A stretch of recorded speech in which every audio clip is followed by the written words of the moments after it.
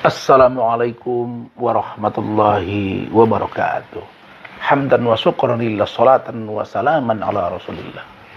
Alhamdulillah, puji Tuhan, syukur pada Allah Subhanahu wa taala dan Rasulullah Muhammad SAW. Kita berharap syafaat yaumil akhir. Saya Razman Arif Nasution alias Dr. Ran baru saja selesai melaksanakan aktivitas mandi, kemudian saya sholat.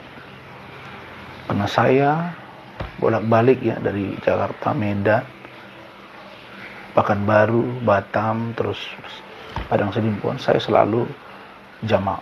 Kadang saya jamak takhir, kadang saya jamak takdim. Dan itu boleh secara agama Islam.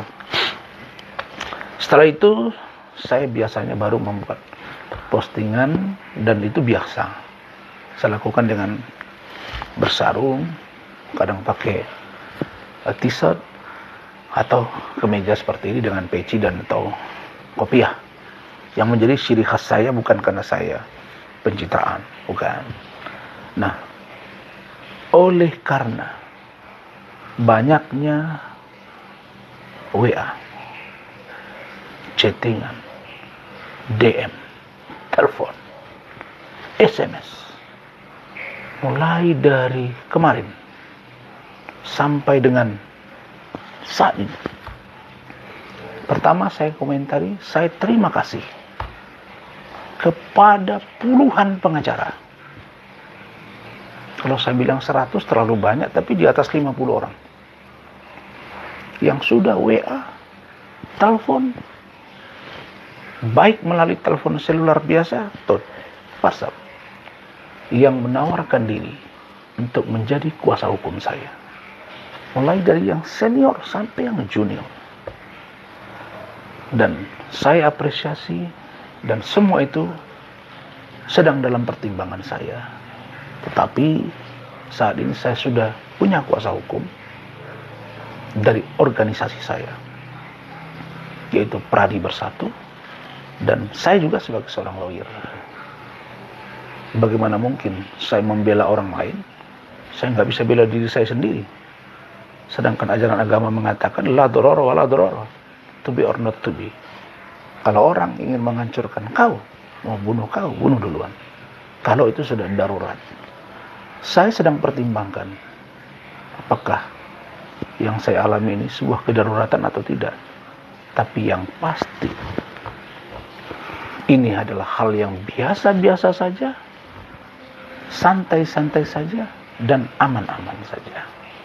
Nah, karena itu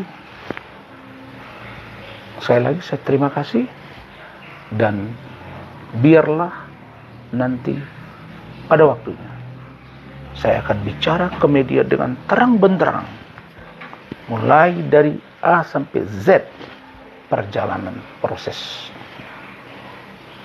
kuasa saudara Iklim Aprilia atau Iklim Hakim kepada kantor hukum Ran Law Firm yang saya pimpin. Dan proses pemeriksaan klarifikasi, undangan, proses pemeriksaan sebagai saksi, lidik, pemeriksaan sebagai saksi, sidik, sampailah hari Minggu kemarin. Saya sudah tahu duluan, saya santai-santai aja. Minggu kemarin saya telepon Kanit yang juga penyidik Cyber Bareskrim Mabes Polri, saudara AKBP Dodi Haryansa, yang mengatakan bahwa hasil gelar setelah konfrontir tetapkan 2 tersangka, yaitu saya Razman Arif Nasution dan saudara Iklima atau Putri Iklima Aprilia atau Iklima Hakim. Apakah saya terkejut? Tidak. Kenapa saya tidak terkejut? Karena saya sudah menduga something wrong. Tapi biarlah itu berproses. Dan saya hanya katakan bahwa insya Allah tim saya sedang bekerja menelaah kasus ini, mendalami proses ini, dan saya hanya berharap dan yakin bahkan hakul yakin.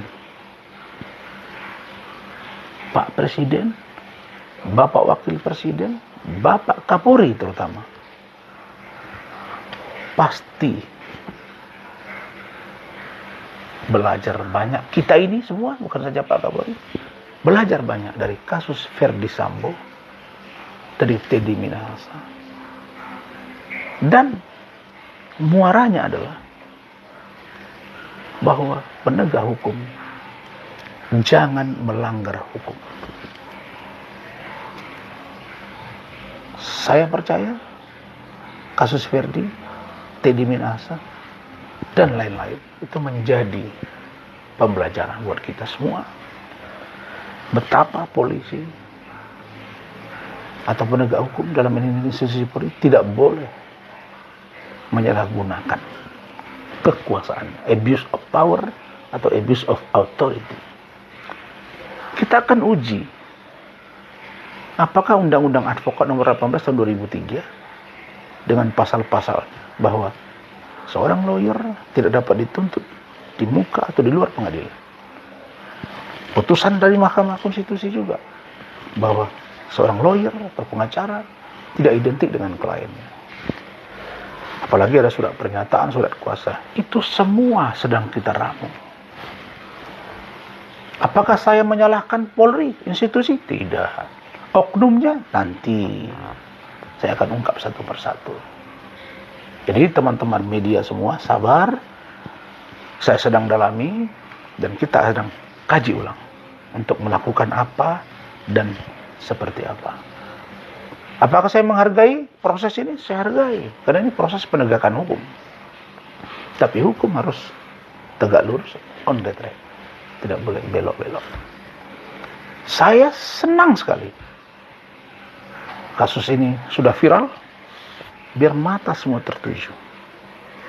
Apakah masih perlu lawyer di negara ini atau tidak? Nanti kita uji. Apakah lawyer punya imunitas atau tidak? Nanti kita uji. Apakah orang yang menchatting orang dengan bahasa-bahasa yang nanti akan saya ungkap boleh? Apakah orang yang ngomong di A, B, C belakangan jadi lain? Boleh. Apakah orang yang menandatangani kuasa sudah jelas tertulis ada dugaan pelecehan, lalu kemudian mengaku tidak ada tanda tangan, saya tantang untuk uji lab, tidak dilakukan? Boleh. Kita uji semuanya. Saya akan terbuka secara mata telanjang. Tapi saya insya Allah tidak gentar. Dan justru ini akan menjadi berita viral dan hangat untuk Indonesia. Barangkali itu pengantar saya. Saya percaya untuk menjadi besar perlu tantangan yang besar. Nelson Mandela ditahan 26 tahun. Bahkan dikencingi dalam penjara. Keluar menjadi presiden dan orang yang mengencingi kepalanya dia undang untuk menghadiri pelantikan dia sebagai presiden di Afrika Selatan. Dr. Anwar Ibrahim, mantan wakil Perdana Menteri Malaysia, masuk penjara dituduh melakukan sodomi. Saya waktu itu masih belajar master, saya pengagum beliau, 25 tahun di penjara menjadi Perdana Menteri. Tentulah saya tidak akan menjadi presiden. Itu pun Allah ya, mana tahu takdir ya. Tapi saya katakan menjadi besar tidak mudah. Dan tetapi ingat, kejahatan yang terselubung pasti akan terungkap. Filosofi hidup dalam dunia hukum jelas. Lebih baik membebaskan 1000 orang yang bersalah daripada menghukum 1 orang yang tidak bersalah. Barangkali itu saya tidak menuduh siapapun, nanti pada waktunya saya akan ungkap. Masih panjang proses ini dan ini akan menjadi pembelajaran seluruh masyarakat Indonesia, mahasiswa, lawyer yang senior, junior, yang sudah paham hukum. Saya harapkan mendalami kasus ini. Karena ini akan sangat berbahaya kalau sampai seorang pengacara menjalankan tugasnya dalam rentang waktu kuasanya bisa menjadi tersangka. Barangkali demi kebaikan bangsa, saya akan menjadi test case. Monggo kita uji secara baik. Dan siapapun yang menyalahgunakan kewenangan harus disingkirkan dari penegakan hukum. Demikian, terima kasih. Mohon doa restu. Dan satu lagi, laporan saya terhadap Dennis Cariesta, dugaan pencemaran nama baik dan fitnah di Polda Sumatera Utara sudah naik sidik. Salah seorang penyidik menghubungi saya. Dan ada sesuatu, dan nanti akan saya ungkap. Jangan coba-coba halang-halangi. Karena dia datang ke rumah saya, buat papan bunga, menuduh saya, datang ke rumah saya. Saya nggak tahu dia siapa. Buat Instagram dia. Itu harus segera tersangka. Dan boleh kita uji. Barangkali itu, terima kasih. Dan insya Allah, kita akan lihat ke depan seperti apa. Semoga hukum tegak lurus untuk Indonesia. Allahumma fil aqwamit thariq. Wassalamualaikum warahmatullahi wabarakatuh. Selamat malam.